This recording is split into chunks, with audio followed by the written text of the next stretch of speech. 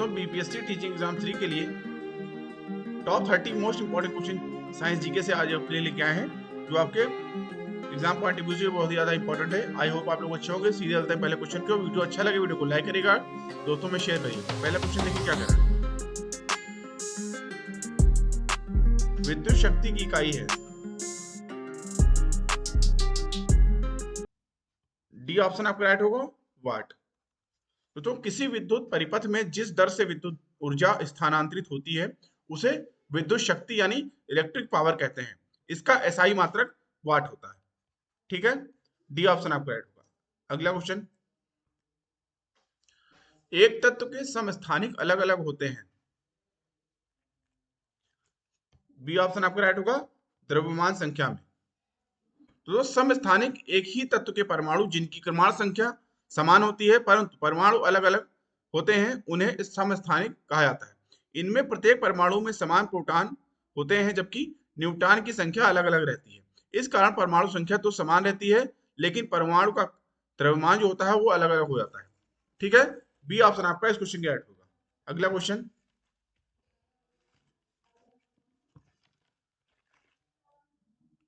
जीव कोशिकाओं में आनुवांशिक लक्षणों के नियंत्रण में निम्नलिखित में से कौन सा उत्तरदायी है। इस क्वेश्चन के लिए आपका डी ऑप्शन राइट होगा, डीएनए। तो जीव कोशिकाओं में आनुवांशिक लक्षणों के नियंत्रण में डीएनए उत्तरदायी होता है। अगला क्वेश्चन,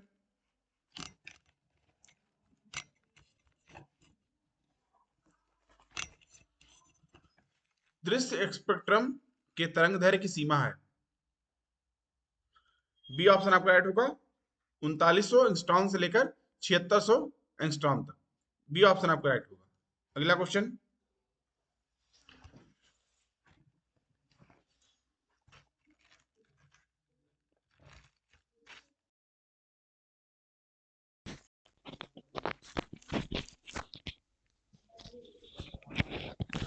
सॉरी दोस्तों थोड़ा समय लगा।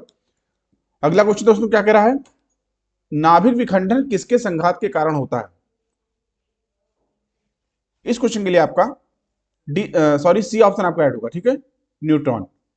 ठीक है, सी ऑप्शन आपका इस क्वेश्चन के राइट होगा। तो नाभिकीय विखंडन वह क्रिया है जिसमें कोई भारी नाभिक दो या दो से अधिक छोटे भागों में विखंडित हो जाता है। इस क्रिया में अत्यधिक ऊर्जा का उत्सर्जन होता है। सी ऑप्शन आपका राइट होगा, न्यूट्रॉन। अगला क्वेश्चन, अदरक तना है जड़ नहीं क्योंकि।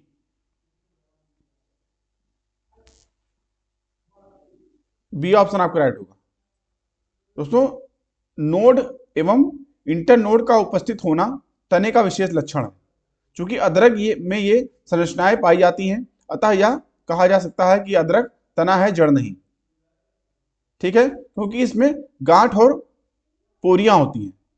यह एक प्रकंद तने का भूमिगत रूपांतरण है।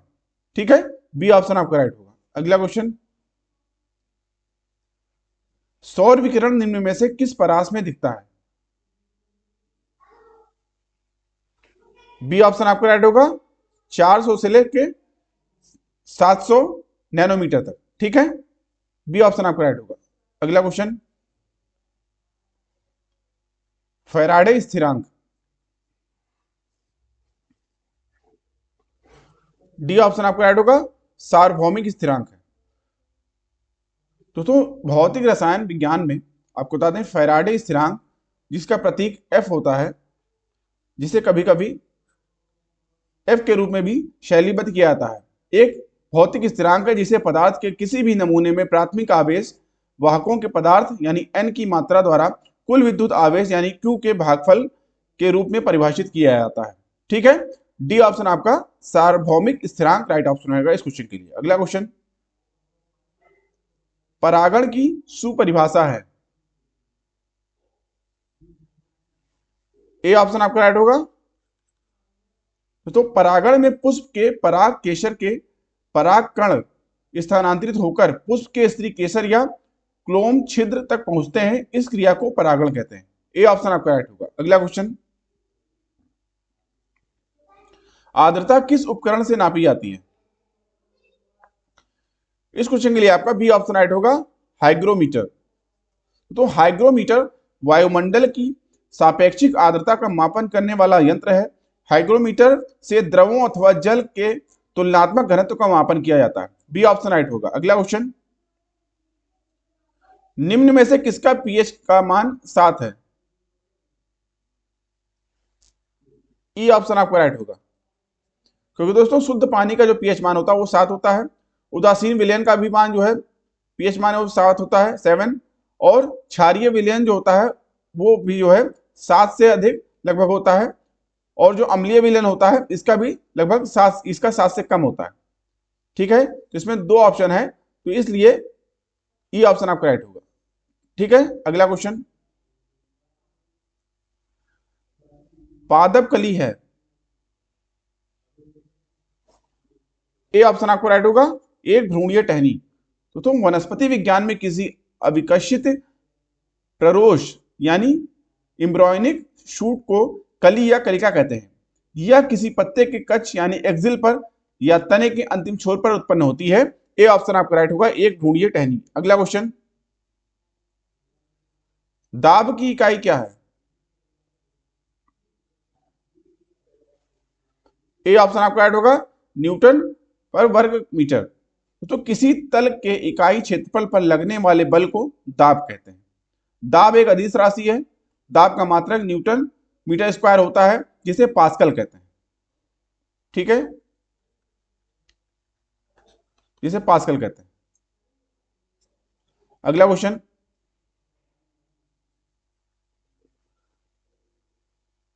निम्नलिखित में से किस विलयन के पीएच का मान 7 से अधिक होता है? बी ऑप्शन आपको राइट होगा, क्षारीय विलयन। अगला क्वेश्चन,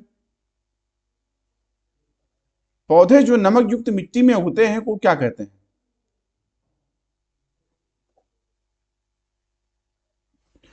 सी ऑप्शन आपको राइट होगा, हेलोफाइट।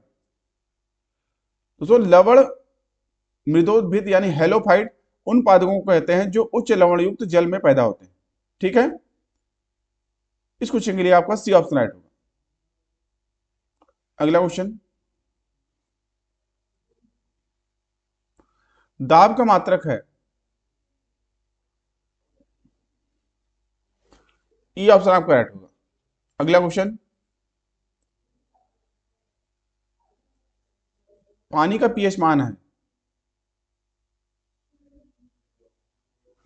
पी ऑप्शन आपका राइट होगा, 7। तो शुद्ध जल को उदासीन माना जाता है, जिसका पीएच मान लगभग 7 होता है। अगला क्वेश्चन, लवणता युक्त वातावरण प्रेमी पौधों को क्या कहते हैं? डी ऑप्शन आपका राइट होगा, लवण मृदोद्भिद। अगला क्वेश्चन, निम्नलिखित में से कौन सी अदिश राशि है?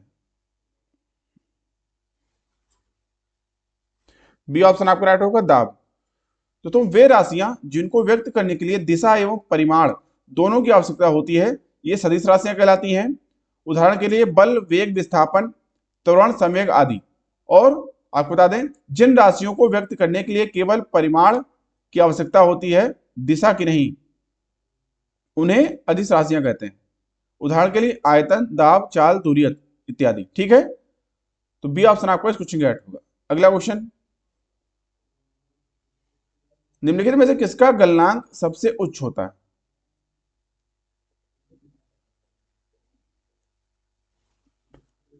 ए ऑप्शन आपका राइट होगा, बोरान। अगला क्वेश्चन,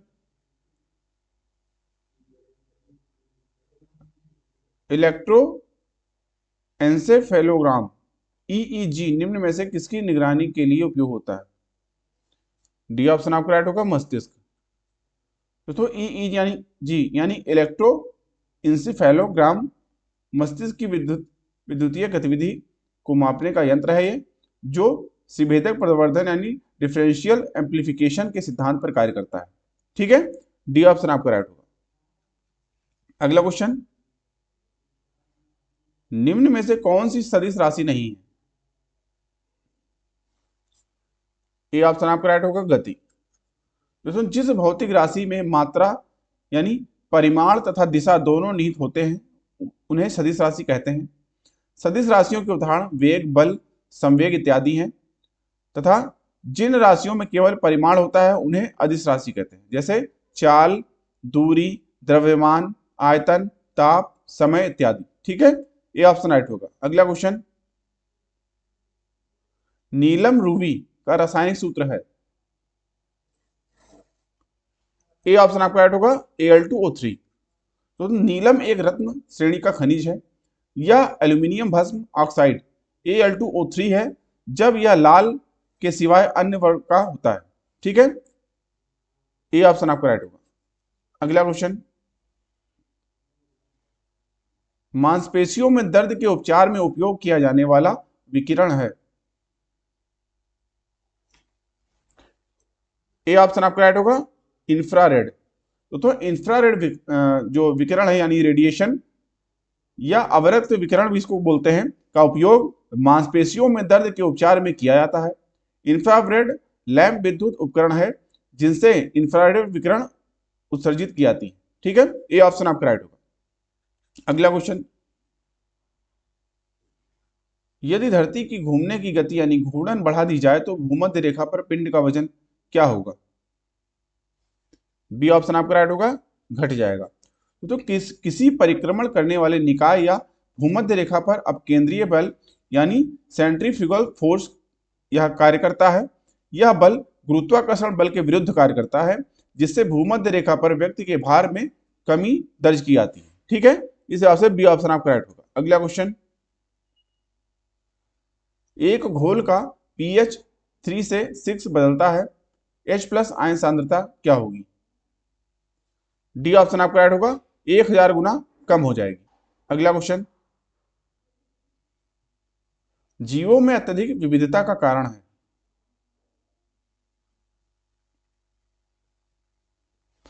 सी ऑप्शन आपका राइट होगा, उत्परिवर्तन।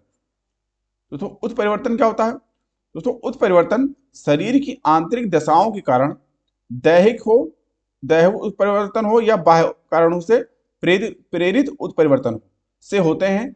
विभिन्नताएं लाभदायक, हानिकारक या निरर्थक होती हैं। इसमें लाभदायक विभिन्नताओं की पीढ़ी दर पीढ़ी वंशागति होती रहती है और हानिकारक एवं निरर्थक विभिन्नताएं जीवन की किसी न किसी अवस्था में नष्ट होती रहती हैं। सी ऑप्शन आपका उत्परिवर्तन इस क्वेश्चन के लिए राइट ऑप्शन होगा। अगला क्वेश्चन, निम्नलिखित में से किस राशि का मात्रक नहीं है। सी ऑप्शन आपका राइट होगा, विकृति। ठीक है, अगला क्वेश्चन, ब्रोमीन होती है।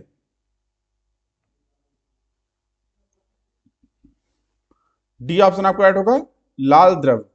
तो ब्रोमीन एक रासायनिक तत्व है जो आवर्त सारणी के हैलोजन तत्वों के सदस्यों में से एक होने के कारण गहरा लाल हानिकारक तरल के रूप में होता है। इस तत्व में कमरे के तापमान पर काफी वाष्प दबाव होता है।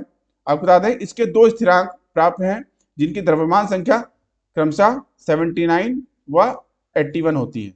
ठीक है, डी ऑप्शन आपका राइट होगा। अगला क्वेश्चन,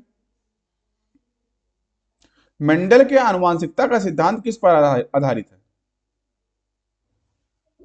सी ऑप्शन आपका राइट होगा, लैंगिक जनन पर। तो मेंडल, ग्रेगर जॉर्ज मेंडल के आनुवांशिकता का सिद्धांत लैंगिक जनन पर आधारित है। मेंडल ने सर्वप्रथम मटर के पौधे में मौजूद 7 प्रकार के गुणों का अध्ययन कर 3 नियम, एकल लक्षण का प्रभाविता नियम, पृथक्करण या युग्मकों की शुद्धता का नियम और स्वतंत्र अपविवहन का नियम प्रतिपादित किया था। ठीक है, सी ऑप्शन आपका लैंगिक जनन राइट ऑप्शन होगा इस क्वेश्चन के लिए। अगला क्वेश्चन, और हमेशा की तरह आज का प्रश्न आपके लिए, डीएनए की खोज किसने की थी।